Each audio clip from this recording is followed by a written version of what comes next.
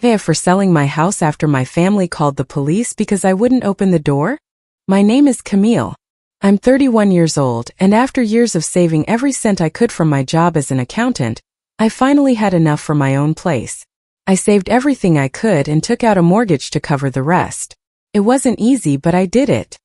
Since I work remotely, I had the freedom to choose where to live, and I found this beautiful house in a quiet suburb, with a huge backyard and a deck perfect for drinking coffee in the mornings. It had everything I wanted: 3 bedrooms, 2 bathrooms, and an ideal office space where I could organize my files and work in peace without anyone bothering me. The kitchen was modern, the living room was spacious, and then there was that deck. Honestly, I loved sitting out there with my laptop when everything was silent. 2 weeks after moving in, I hosted a housewarming barbecue. My parents arrived first. Then my older sister, Riley, arrived with her husband, Martin, and their 2 kids, Ella, who was 5, and Sean, who was 7. "It's huge," Riley said the moment she walked through the door, looking around as if she were appraising every corner. "Thanks, I worked really hard for it," I replied, trying to sound casual while leading them to the kitchen. My dad went straight to the back door and looked out at the yard. "This backyard is the size of a park," he said, impressed. Riley stood beside me while Martin stayed a few steps back, quiet as usual. "Camille, honestly, this house is way too big for just one person," Riley blurted out, as if she were giving me advice. "A family with kids would actually get some use out of all this." I felt the sting, but I forced a smile. "Do you want to see my office?" I asked quickly, changing the subject. The rest of the afternoon went well. They ate, talked, laughed, and everyone seemed happy for me. When they left, I was alone again and went back to the deck with a glass of wine, enjoying that perfect silence. 2 months later, I hosted a Christmas gathering. I spent days decorating, shopping, prepping the house, and getting beds ready for whoever was staying over. My parents arrived early. Riley and her family stayed the night, and more relatives showed up too. My Uncle Thomas and Aunt Elise came from a town a few hours away. Sometimes that drive is fast, and sometimes it feels like an eternity depending on traffic. My cousin Jillian arrived with her husband, Damon. There was laughter, coffee, dessert, kids running around, and soft music. I felt proud because for the first time, I saw everyone relaxed in my home. The kids, by some miracle, played without screaming too much, and the adults sat around the dining table drinking coffee and eating pastries. "We should do this more often," my mom said, looking happy. "Yes, Camille's house is perfect for getting together," my Aunt Elise added. Riley smiled at me while she was packing things up. "Thanks for everything, Camille. This really felt like Christmas." That night, when they finally left, I walked through my now silent house and felt genuinely happy. I even thought that maybe my thing was being the family host. I had no idea what I was getting myself into. 3 weeks after Christmas, my mom called me. "Hi, honey," she said in that sweet little voice she uses when she's already made up her mind about something. "I have some news." "What's up?" "Sean's birthday is in 2 weeks, and Riley wants to throw him a big party with lots of kids, a bouncy house, and everything." "Oh, that sounds nice," I replied, still not seeing the blow coming. "Yeah, but her apartment is tiny. 15 kids won't fit. So we all thought the best thing would be to have it at your house." I felt the air leave my lungs. "What do you mean at my house, Mom? I don't want a kids' party here." "Oh, Camille, try to understand. They don't fit at Riley's, and your backyard is perfect." I imagined 15 kids running through my living room, going up to the bedrooms, touching my things, and screaming. I felt a cold anger. "Mom, why don't they rent a party space? There are places with games, food. Everything is easier." "Those places cost a lot, and your house doesn't cost anything," she said, as if it were the most logical thing in the world. "Besides, the kids will be so happy with all that space." I felt cornered. "Fine," I finally said, my throat tight. "But on one condition. Riley leaves everything clean when it's over." "Everything?" "Of course, honey. She'll take care of it," my mom promised without hesitation. 2 weeks later, my house was invaded. 15 kids arrived with their parents, and most of the parents just dropped them off and left, as if my house were a daycare. The entertainment was a young guy dressed as a superhero who looked overwhelmed from the start. Riley spent almost the entire party on her phone, as if nothing happening was her problem. The kids got into everything. They climbed on the couch with sticky hands and ran in and out with shoes caked in mud. They left crumbs everywhere in the kitchen, and when I looked up, there were chocolate fingerprints on a wall so high I didn't even know how they got there. The backyard looked like a disaster zone. Toys scattered, cups tossed aside, soda spilled on my patio furniture. Some kids were digging in my flower beds with sticks like it was a public park. The entertainer had zero control. 2 kids went up the stairs toward my bedroom. Others went into my office where I had client documents. I spent the whole party chasing them, locking doors, pulling them out of places, and taking deep breaths so I wouldn't lose my cool. When it was finally over and the last parent picked up their child, I found Riley sitting on my couch as if she were the victim. "Well," I said, trying to keep my voice steady, "everyone's gone. We need to start cleaning." Riley stood up slowly, stretching her arms. "Oh no, I'm exhausted," she said. "I have to get going. Martin and the kids are waiting for me." I stared at her, confused. "Riley, we agreed that you would clean." She smiled at me like I was overreacting. "Camille, you don't have kids. You don't have to make dinner or do bath time or put kids to bed. You can handle this." I felt something inside me snap. "Are you seriously going to leave me with this?" "I just have to get home to cook," she repeated, as if that justified everything. She grabbed her bag and called Ella and Sean. The kids walked past me without even looking and headed for the door. "Thanks for letting us use the house," Riley called over her shoulder as she walked out. I stood in the middle of the mess. Sticky plates, crushed chips in the rug, streamers hanging from the ceiling fan. The silence I used to love now felt heavy. That same night I called a cleaning service. There was no way I could get that place back to normal on my own. The next morning, a team of 4 people arrived with deep cleaning equipment. They had steam cleaners, industrial vacuums, and professional-grade solutions. Took them 6 hours. When they gave me the bill, I almost choked. $750. I took a photo of the receipt and sent it to the family group chat with a simple message. "Riley needs to pay for this because she was supposed to clean." My phone didn't stop buzzing. Riley was the first. "Are you seriously telling me to pay for your house cleaning?" Then my mom. "Camille, what a way to act. Honestly, this looks really bad on you." Martin wrote, "We can't handle that right now." My dad. "I'm disappointed, Camille. Family supports each other." Then more messages. "That kids make a mess and it's normal," that I was exaggerating, that I was being cheap. I stared at the screen with a mix of anger and shame, as if I were the problem. Finally I typed, "Forget it, it doesn't matter." And then silence. I turned off my phone and got to work, trying to pretend nothing had happened. A quiet month passed. I went back to my routine. Coffee on the deck in the mornings, workdays in my office, nights reading or watching TV. The house felt like mine again. I had almost forgotten the disaster of the party until Saturday came around. I was in my sweatpants working on some quarterly reports for a client when I heard cars pulling into my driveway. I peeked through the office window. There were my parents getting out, with Ella and Sean jumping out of the back seat.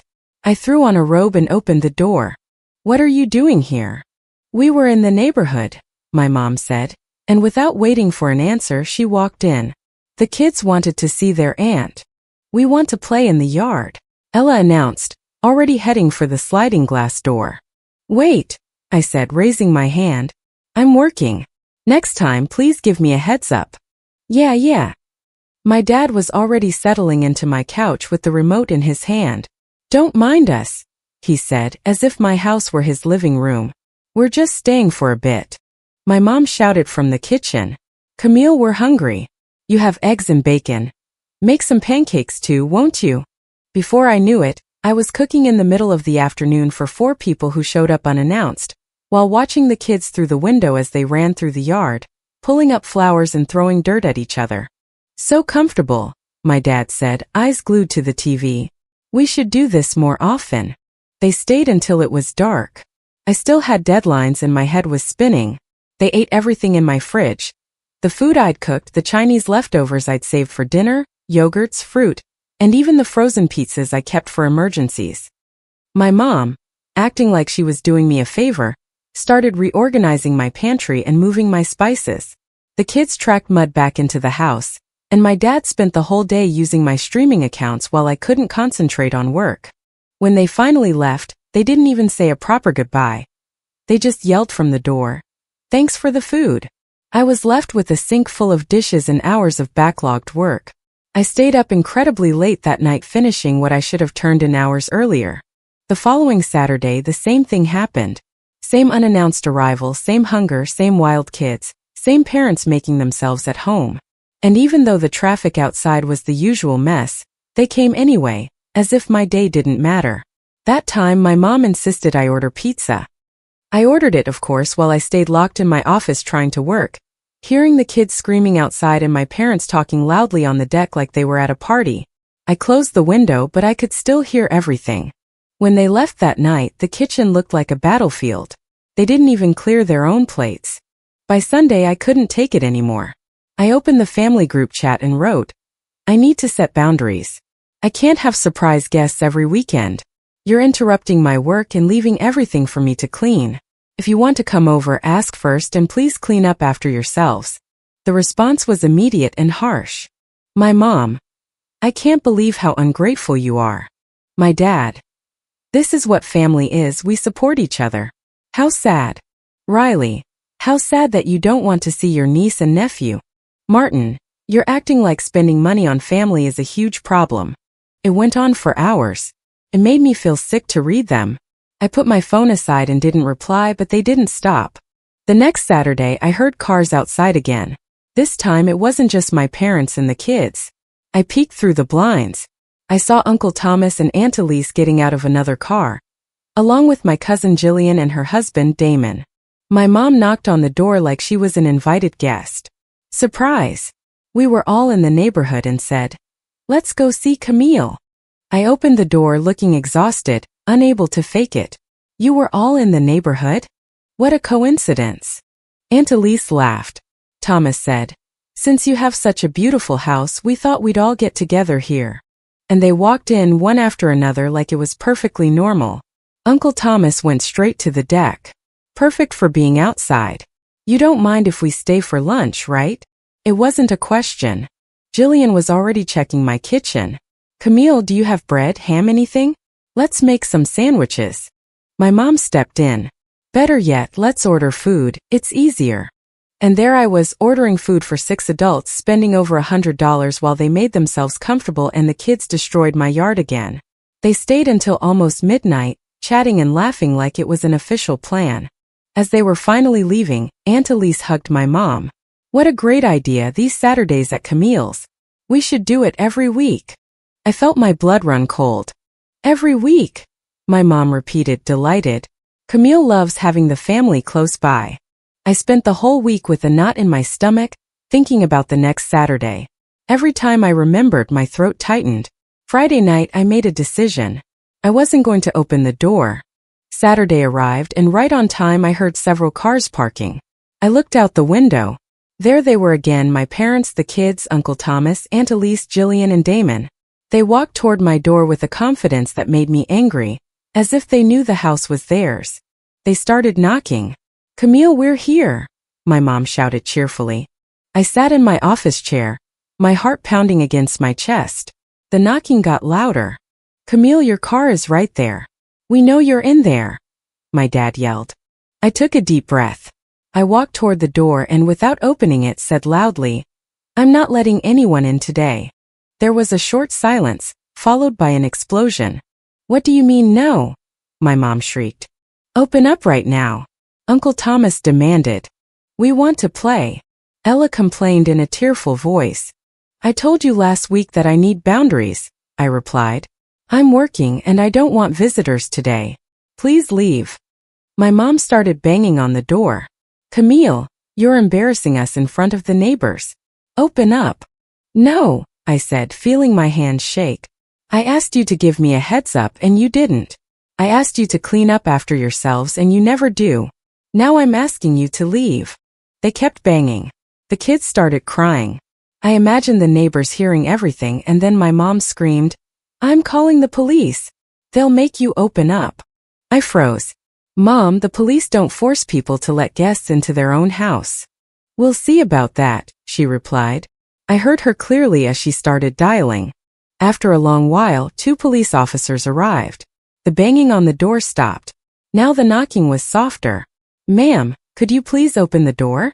We need to speak with you." I opened it. There were two tired-looking officers, and behind them my family, faces red with anger. The older officer looked at my mom and then at me. "We received a call that you are refusing to let your family inside." "That's right," I said, trying to keep my voice firm. "This is my house. I don't want visitors today. I asked them to leave and they won't." My mom stepped forward. "She's being cruel. We just want to spend some time together." The officer raised his hand for her to calm down and asked me directly, "Are you the owner of the house?" "Yes." "Then you decide who enters and who doesn't," he said clearly, "even if they're family." Aunt Elise opened her mouth, indignant. "What do you mean, even if they're family?" "That's the law," the officer replied. "If the homeowner asks you to leave her property and you refuse, that's trespassing. I'm asking you all to leave now, please. Otherwise, we'll have to take further action for disturbing the peace." My mom turned beet red. "This is a mistake. Family belongs together." The officer didn't budge. "Ma'am, the mistake is not respecting someone when they tell you to leave. If you don't go, we'll have to file a report. Please move along." My dad looked at me coldly. "Fine," he said. "We're going." But he said it like a threat. They walked to their cars, throwing heavy glares my way. My mom was the last to go. Before getting in, she hissed a sentence at me. "This isn't over." When they were gone, the older officer sighed. "These family disputes are always complicated. If they keep coming back to cause trouble, you can call us so we can document it. That helps create a paper trail. But for now, the best thing is to try to resolve it through civil channels if you can." "Thank you," I said softly. "Truly." They left. I closed the door and collapsed onto the floor of the entryway. My hands were shaking. I couldn't believe it had come to this, relying on law enforcement to get my own family out of my house. My phone started vibrating immediately, but it wasn't direct messages. In the family group chat they had added more people. Aunts and uncles I never even saw, cousins from other states, and even relatives I barely remembered. And the attack was brutal. Michael, a cousin. I heard Camille called the cops on her parents. What a disgrace. Of course, my mom wasn't telling them that she was the one who called. Aunt Sandra. What kind of person locks the door on their family? This is disgusting. Uncle Robert. I always knew that girl was selfish, living in a big house all alone and refusing to share. The messages fell one after another like blows. I read them and felt my face burn. People who knew nothing were weighing in as if I were a monster. My mom replied to everything, fueling the fire. I don't know where I went wrong raising her. We just wanted to be together. The kids were so excited to play in her yard. She wasted the police's time. I couldn't take it anymore. I left the group chat and silenced everything. I blocked notifications, but the damage was already done. In the minds of half the family tree, I was the villain who called the police to kick her loving parents out of her house. That night I sat in my living room alone, listening to the silence. For the first time it didn't feel like peace, it felt like exhaustion. My family wasn't going to understand. To them, my boundaries were selfishness. My need for privacy was cruelty. And my house was a place to be used whenever they felt like it. Something had to change. Monday morning I called a lawyer. He was the one who helped me with the paperwork when I bought the house, and I thought he was the most logical person to ask. "So you want to legally prevent your family from coming to your house?" he asked after listening to me. "If possible, yes." He sighed. "Camille, based on what you're telling me, there aren't grounds for a restraining order. Those are typically used in cases of threats or a credible fear of harm. What you can do is keep a record when it happens and file a police report if they disturb the peace again. That creates a history. But preventing them from even approaching? It's unlikely a judge would grant that." I stayed silent. "So I can't do anything?" "You can try talking to them, but if they don't respect boundaries, my advice is one thing: distance. Physical distance." That word stuck with me. That same afternoon I called Jessica, my friend and real estate agent. She was the one who helped me find the house. "You want to sell it?" she asked, surprised. "Camille, you just bought it 6 months ago." "I know. It sounds absurd, but I need to leave." There was a pause. Is it that bad? Yes. Jessica didn't press me. It can be sold. Houses like yours in this market move fast if the price is right. It could be a matter of weeks if everything aligns. Do it please, I told her. Then I called my best friend, Sierra, who lives in another state. For years she had been telling me to move out there. Sierra, I have to ask a huge favor. Can I stay with you for a few weeks while I look for a house? Of course. But what happened? I told her everything, from Sean's party and the cleaning bill to the Saturdays and the police.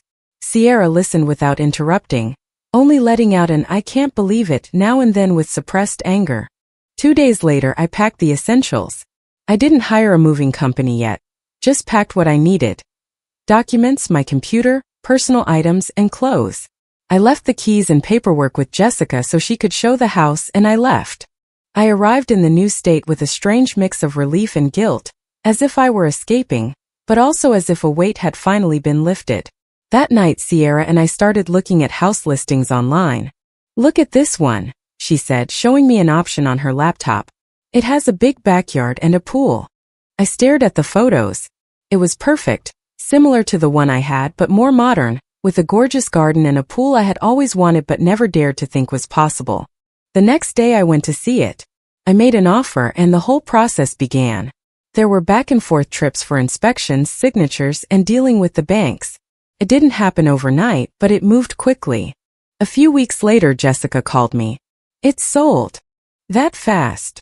I told you the house was exactly what people are looking for. The buyers want to close as soon as possible. I felt a strange emptiness. 6 months earlier that place was my dream. Now it was my escape. Between the closing, the bank transfers, and hiring movers for my furniture, I was settled in my new home in no time. I had my office set up, clothes in the closet, and even my first grocery run done. Another week passed, and then I got the call that tied everything together. It was Ariana, a cousin I rarely spoke to but always liked. Camille, just a heads up, she said quietly. I heard your mom organizing it in the family chat. This weekend, your parents and several aunts and uncles are planning to go to your house again. And now they want to bring more people. More kids, more cousins, everyone. I let out a nervous laugh. That's what they said? Yeah. Your mom is telling everyone that this time you'll have to open up because there will be about 20 people, and you can't say no to that many people. Thanks for telling me, I replied, my mind now clear and cold. Are you okay? You sound different. I'm fine, I said. Truly, thank you. Saturday arrived and mid-morning my phone started ringing. I was sitting by my new pool with the sun on my face and a silence so clean it almost made me laugh to think that I used to be afraid of Saturdays. I didn't answer. The calls kept coming, my dad, my mom, Riley, Uncle Thomas. I let them go to voicemail. Then the messages started. My dad. Why aren't you opening up? My mom. Camille, there are strangers in your house. Where are you? Riley. A couple with kids opened the door. What is going on? Uncle Thomas. Did you move? Why didn't you tell us? I smiled, turned off my phone, and got into the pool. That night I turned it back on. I had dozens of missed calls and countless messages. Most were the same. Confusion, anger, complaints. And then my mom called again. This time I answered. Where are you? She screamed before I could even say hello. There are people living in your house. Total strangers opened the door for us. I'm at my new house, I said calmly. In a different state. Silence. What do you mean your new house? I sold the other one and left. Her breath hitched. You left because of us? I left because you never respected my boundaries, I replied without raising my voice. You took over my house as if it were yours. I asked for something basic, to be told ahead of time and not to leave a mess. And you all acted like I was being unreasonable. My mom started to sound emotional. Camille, you can't do this to us. We just wanted to be with you. We love you. I closed my eyes and all I felt was exhaustion. That wasn't love, Mom. That was taking advantage of me. Loving someone also means respecting them. We can fix it, she said, her voice cracking. Seriously, we'll change. It's too late, I said. I'm done. You can't just be done with your family. Actually, I can. I hung up. And I blocked every single number. All of them. The following months I lived in peace. I worked from my new office, swam in the afternoons, and finally enjoyed my home again without the fear of hearing cars arrive unannounced. Sierra came over some weekends, and we sat on the patio with a glass of wine, laughing at how absurd it had all been. Sometimes it made me laugh, sometimes it made me angry, but the strongest feeling was this: I wasn't afraid of Saturday anymore. 6 months after moving, an email arrived at my work address. It was from my mom. I knew how she must have found it. My work contact was probably on some old closing documents from the house sale. The email said they hoped I was doing well, that they missed me, that they had talked as a family and now understood they had been too demanding. It said they wanted to visit me and show me they could respect my boundaries. But it also said something she had never said before: that they wanted to make amends. That Riley was willing to pay for the cleaning, even if it was late. That they recognized they went too far. That they begged me for another chance. I read it 3 times and felt nothing. No anger, no sadness, no urge to reply. The woman who wrote that email was the same one who called the police because I didn't open my door. The same one who watched as Riley left me with a $750 bill, and then called me cheap for asking for what was fair. The same one who turned my home into a free restaurant and makeshift daycare for months. I deleted the email and blocked that address too. Now I live in silence, but the good kind. My house is exactly how I like it. My weekends are mine. No one shows up demanding food, leaving a mess, or treating my boundaries like suggestions. Sometimes I wonder if I overreacted, if I should have put up with more, if I could have tried to fix it another way. But then I remember what it felt like to wake up with a tight stomach every Saturday, knowing that at any moment they were going to arrive unannounced to invade my space, interrupt my work, and then make me feel guilty for asking for respect. And then I don't wonder anymore. I made the right choice. Because family isn't just about the people you share blood with. Family is about the people who treat you with the respect you deserve. Comment. Setting boundaries with the people we love is one of the hardest things we ever have to do. Protecting your peace and your mental health is not selfish. Real love requires respect, and that includes respecting the sanctuary of your own home. You have every right to say no when you feel taken advantage of or overwhelmed. Sometimes stepping away is the only way to heal and rediscover your happiness. Family is built on mutual care and support, not just shared DNA or obligation. Please never let anyone make you feel guilty for asking for the basic courtesy you deserve. Your well-being matters, and you are allowed to make choices that prioritize your safety and joy. I hope this reminds you that choosing your own peace is always the right decision. If you liked it, don't forget to leave a comment and support the channel by subscribing. See you in the upcoming stories.